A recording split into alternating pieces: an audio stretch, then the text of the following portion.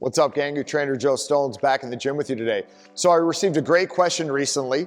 I am a stay-at-home dad of 2 young ones. I don't have much time, maybe 20 to 30 minutes to work out. How can I get the most out of that time? One of the biggest mistakes that I see in the gym when someone doesn't have a whole lot of time is they get a little bit of confusion about what to do and where to go. Today, I'm going to show you a structure that you want to follow. And as long as you follow this pattern, you're going to see it's just going to be a little bit more functional to the movement patterns that you follow on a daily basis. When being a parent, your fitness isn't just about looking good. It's about performing and feeling great so you can perform those everyday tasks that you need to and stay energized throughout your week. Let's get after it.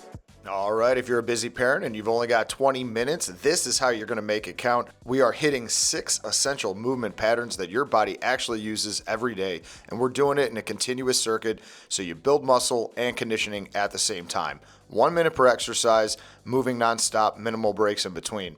First circuit, we're going to start with some dumbbells, and the first movement pattern we're going to do is a squat. We're going to do a dumbbell squat, so remember to sit those hips down, drive those knees over the toe, keep that spine up, focus on your core. Now moving on to our second essential movement pattern, a push movement. We're starting with a shoulder press. We're going to control the weight overhead. This is going to help build up some upper body strength and stability in your spine and your arms. Next up, our third essential movement pattern is a pull movement. So we're going to go down into a bent over row position. We're going to drive those elbows back, squeezing in between our shoulder blades. Mind your core, keep the body nice and stable, and let those shoulder blades do the work. And our fourth essential movement pattern is a hinge movement. So we're going to hit a Romanian deadlift. We're focusing on keeping the legs stiff as we shift our hips back like we're trying to touch the back wall, keeping your back flat and focusing on the core. The key is to protecting your spine and your lower back when you're lifting and carrying anything. And our fifth essential movement pattern is some single leg work. So we're going to focus on forward lunges. If you have the space, you could turn that into walking lunges. Either way, keep that spine up, focus on your stride, stay balanced and controlled, and this will help build some stability and help you prevent injuries in those legs. And our sixth and final essential movement pattern is the core, and we're going to focus on a plank. Remember to drive tension throughout every part of your body, push those knees back, keep the glutes tight, focus on your breathing and keep your core tight. We're looking to protect our spine. Now that's one full round. If you have the time, we're going to move on to a circuit using kettlebells.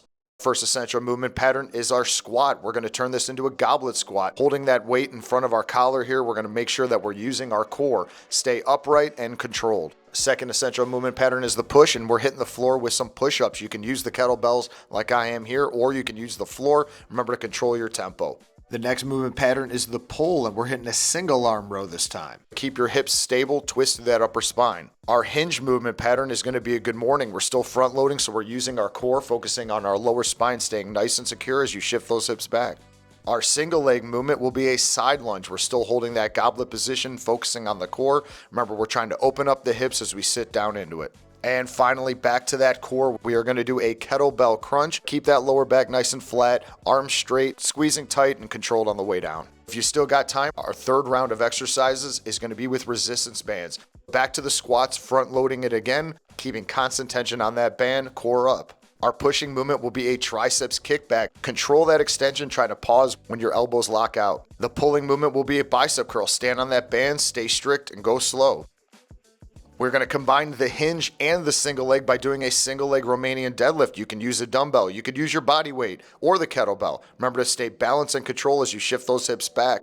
And finally, for that core, we are going to do trunk rotations. Remember, a controlled and slow movement through each part of the exercise. Keep the hips stable and feel that core. Follow these 6 essential movement patterns and you can build your own workouts from there. Focus on quality movement, and this is how you're going to get a full body functional workout in 20 minutes.